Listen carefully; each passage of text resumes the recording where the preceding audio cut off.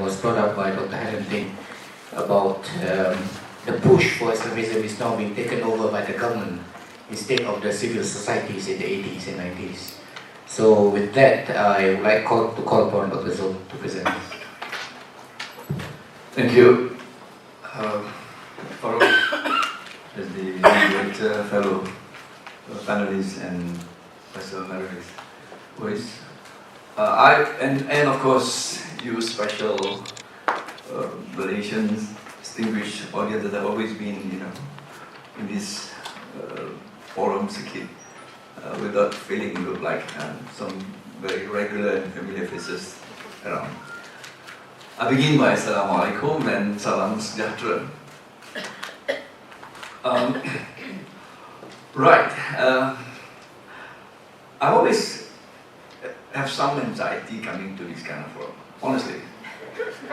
And all the more now, when we Teresa around, immediate response. All the more now, on the verge of establishing a new political party, I'm, for the time being, local standard status, still a non-governmental individuals and body. Reason being, the eyes are all on us. Our rationale of establishing a new political platform is premised on the fact that we were not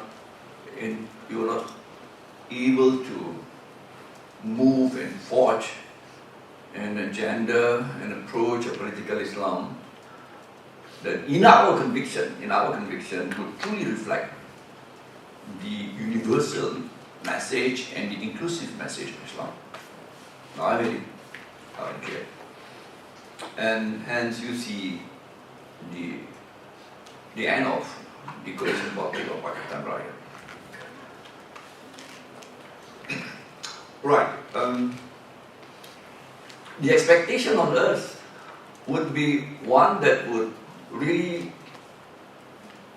again, premise on the new platform being an antithesis sort of the former. That would really be a very challenging one to ensure that we always remain like diametrically opposed to them. Now, let me be honest and frank at the outset to say that we have our conviction of how and the way we want to articulate this, and we believe that we would be more akin to the successful model of Erdogan in Turkey. And as well, and perhaps be more model on the political thought of Rashid Ghannouchi of the Nahdlatul party that once led the government in Tunisia. We want to believe that we are on that trajectory, at least in our aspiration, in our hope, in the new hope, Harapan Baru.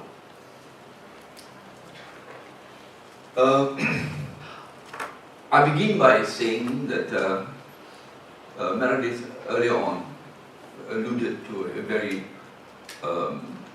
should I say, a comprehensive understanding of the civil society, and I'm very comfortable with that deliberation, in fact, and that is also akin to our kind of worldview.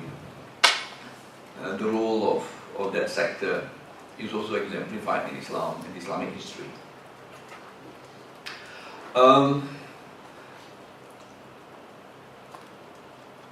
Having said that, though, could I just add on to a definition, perhaps, or not actually a definition, but to me, basically, it boils down to defining demarcation of a civil society with as opposed to political leaders is the fact that civil society leaders doesn't have votes to count. That is honestly the case.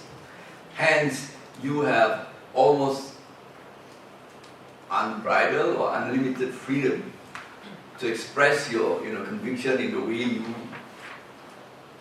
like. And we political players have vote to count, have perception and expectation to manage. And I think that contrasts with these two domain of players. But that is just an addition perhaps, from observing the deliberation earlier. While you may have alluded it, but I think I would like to put it in more, basic defining differences. Right, let me move on to attempting at responding to Helen's deliberation. I quite understand, the fear, the anxiety, and sometimes rightly so, and honestly founded, and it's got a lot to do with our own misdoing perhaps, and I have no qualms to admit it on behalf of those players. But I must say that within the ideological milieu of Islamism, the nuances, the spectrum, and of it all, you must be perhaps more specific in pinpointing where the sources of problems are coming from. You alluded to it. You in fact make a mention of it, short of mentioning their organizations, and I could understand why. However, I must say that we are observing a conscious movement in that direction of undertaking and advocating Islamism, moving in the direction of and converging to what I would like to call back to this historical perspective of a Muslim nationalism. I hope the political scientists around here would understand that, and I'm quite sure you attempt to understand or pretend to understand. And that is very serious to me. And honestly, Harapan Baru stands for an inclusivist universal Islam. I must say it in no uncertain terms. And we, particularly with respect to our former party, we are observing this, that the shift toward a universal or universalist, inclusivist Islam is being displaced by a conscious movement in that direction of finally defending against so-called the other enemy. And nationalism by its definition would require the other enemy. And of course, post-colonialism, post-European colonialism, we would have the abilities to fight against. But right now, within the social and political context of Malaysia, you have the secular Liberal Party, Social Democrat Party of the DAP perhaps, Christians, waging war against us, we are under siege, they are consciously doing all this to proselytize, to convert, all these other enemy, let alone the economic, commercial aspect, which is reflected in the to-do economic policy, the never-ending policies of the NEP. Now, Harapan Baru comes along to address this. It is in fact very complex. And historical narratives of it would demand us to be, call it a spade a spade. And it is at the expense of our popular support. I say that, without mincing my word. However, we stand to be challenged by this. Finally, would we be able to articulate and exhibit and embody that universal, inclusive Islam that would really stand to the demand of what God Almighty says in the Quran, if I may quote the verse. Ya ayyuhallazina amanu qumu kunu qawwamina lillahi shuhada'a bil qist. O you believers, stand to be the torch bearers of justice, to witness it for the Almighty. وَلَا يَجْرِمَنَّكُمْ شَنَآنُ قَوْمٍ. And never do you allow your hatred toward any parties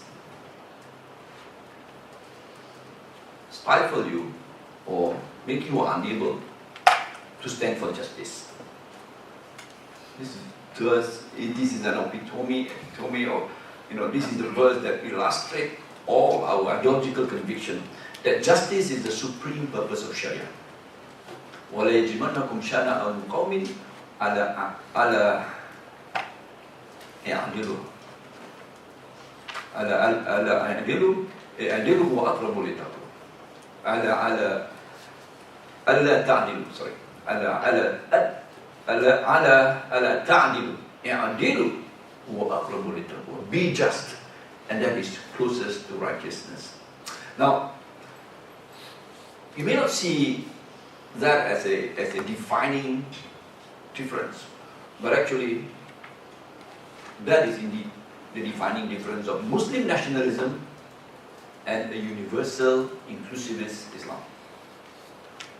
And especially if it go against your interest, your ethnic interest, your national interest, your historical interest, especially if it is bounded by just, Muslim, essentially predominantly Malays, then it's all stuck in that construct of a Muslim nationalism. This is serious. We stand to understand that the brotherhood of believers is surely a very exclusive one. In the Arabic phrase, it is called al-ukhuwa al-imaniyah, brotherhood of believers. And that is, of course, even referring to the Christian fraternity, the Hindus, Buddhists, and all. However, Islam celebrates, not just celebrates, but advocates the universal brotherhood of man, which would be the greatest common denominator that binds us all. And within a nation state, as a political construct, Islam mentioned it in the Quran. Although nation state is a new phenomenon, perhaps, mention it as the brotherhood, al-ukhuwa, al-wataniyah.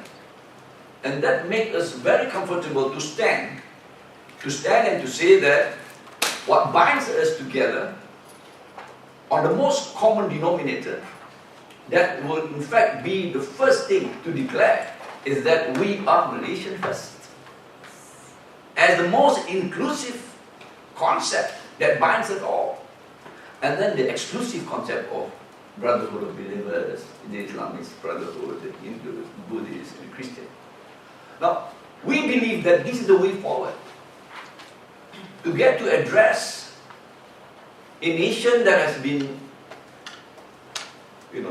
stuck in this divide, a deepening enmity for all these decades, both in racial and as well religious antagonism. We, Harapan Baru, believe that the Islamism, not a coinage of our Muslim ulama, though. It's okay, we're ready to be using it, no problem with that. However, we want to define that shade of Islam. That Islam that we believe is enshrined from ontological and epistemological sources, and that's namely direct from the Quran, and not ideas of just ulama. And we are going back to understand what is enjoined by the Almighty, and that is what we call the politics of mutual respect. In the Quran, it is said as politic of lita'arafu. I'm not proselytizing though. Believe me. God says in the Quran, Ya ayyuhannas inna khalaqnakum min dhakarin wa untha wa ja'alnakum shu'uban wa qaba'ila lita'arafu. O you mankind, you have been, you've been created from Adam and Eve, and from them tribes, nations, and whatnot. So that perchance that happily you may know each other, and not that you despise each other. And that's where we're coming from.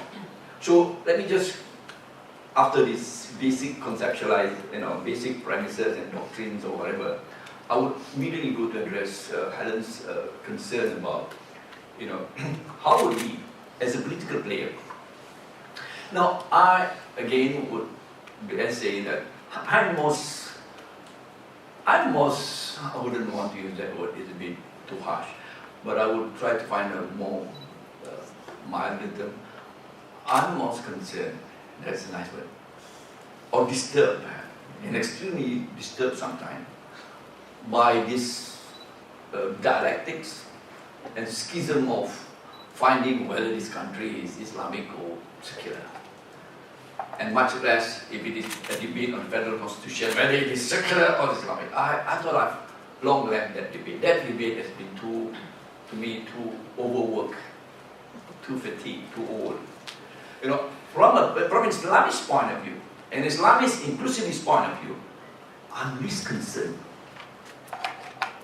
Should there be a grand norm to the federal constitution is done. But if we don't have a grand norm to our constitution as opposed to the federal constitution of the Constitution of India, we have preamble, categorically mentioned that it is a secular constitution. So without that, I, for one, would want to believe that as a critical political players in this pre-enterprise of ideas, in this contestation of finally bringing about a better Malaysia, I would want to believe that I have a role to play. And much as I defend your right to advocate your belief and conviction, I would assume that you would also render that to me.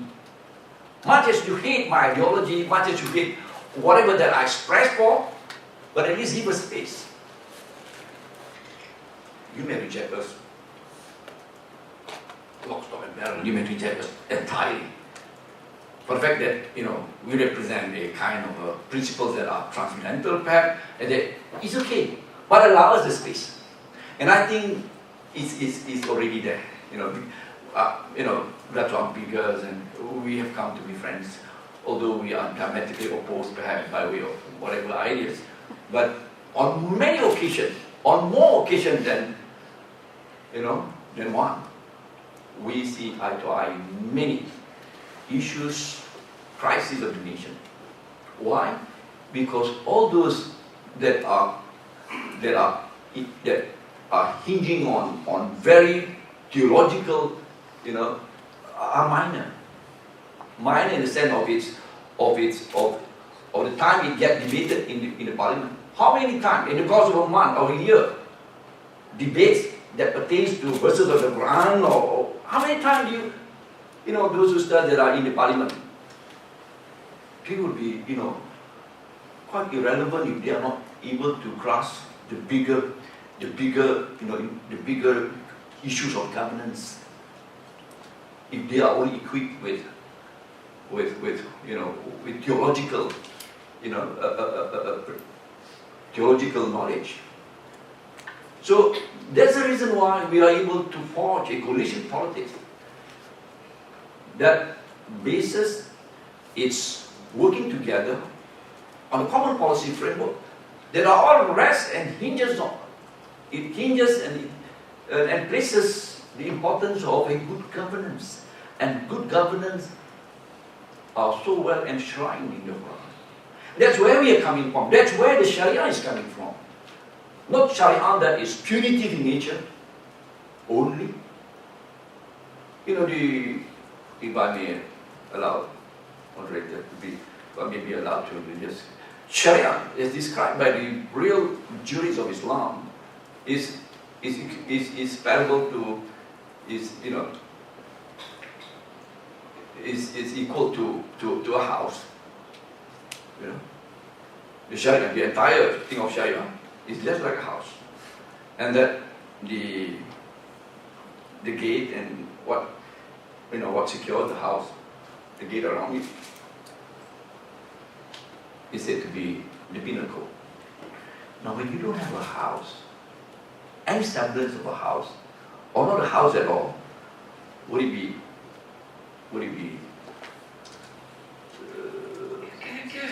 sensible and to even talk about having the pinnacle?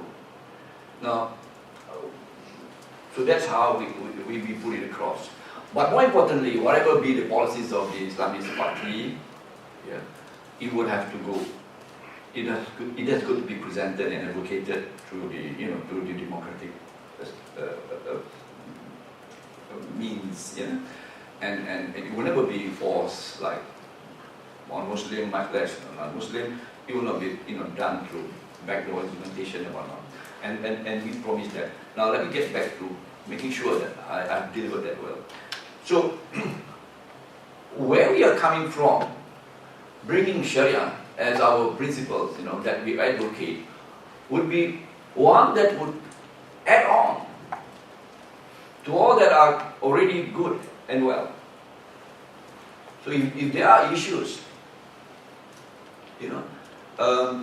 on anything, on good governance, on environment, on education, on economics, on finance, on management, on anything. Where we come from would be to present our kind of advocacy through these means.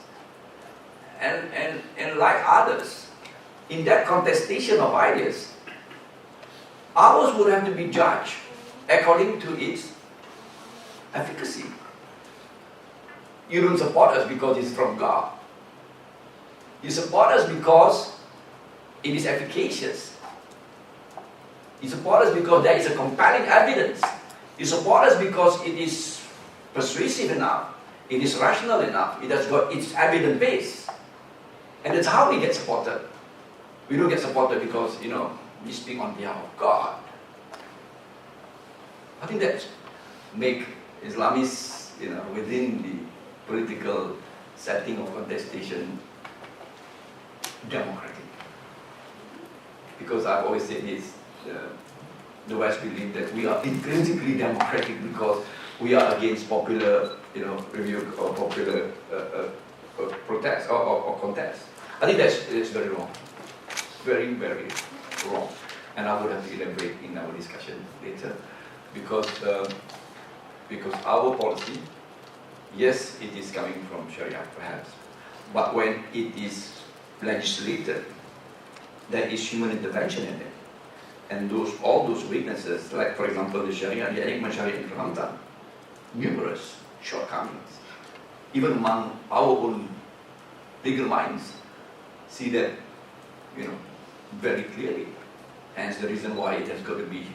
So this is why the democratic and the legislative process, and we believe that this should be the way, would be that check and balance that will disallow for any form of hegemonic or whatever forms of coercion. And I hope I've said enough to. I'm not here to appease you or to convince you, although that's my intention. But I'm saying it without missing my word though. I'm saying it with a fear of favor, and I'm saying it, I call it spade a spade. and you happen to disagree with me, it's all your right to disagree. But if I may just say, if I just may conclude by saying, quoting something quite separate from all those things that I've said. Whatever be, I would really wish that we all would join hands in making sure that this failing nation, fast turning to be a failed state, would have to get our involvement, all of us, for us to play our role within our respective, domain, and through this engagement and through this involvement in civil society or even political setup, this space that we have created, for ourselves. I conclude by saying, all that is necessary for the forces of evil to succeed and triumph is for enough good men to do nothing. Edmund Burke. I thank you. Thank you.